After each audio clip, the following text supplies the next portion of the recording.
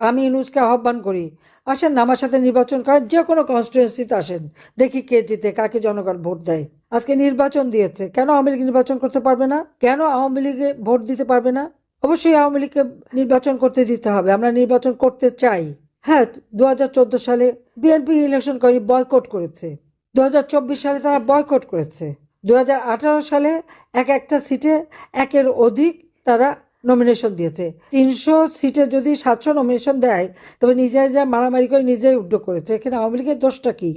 কিন্তু 18 সালের নির্বাচন নিয়ে সেটাকে বিতর্কিত করে, এটা তো ইউনূসের মেটিকুলাস ডিজাইনের অংশ।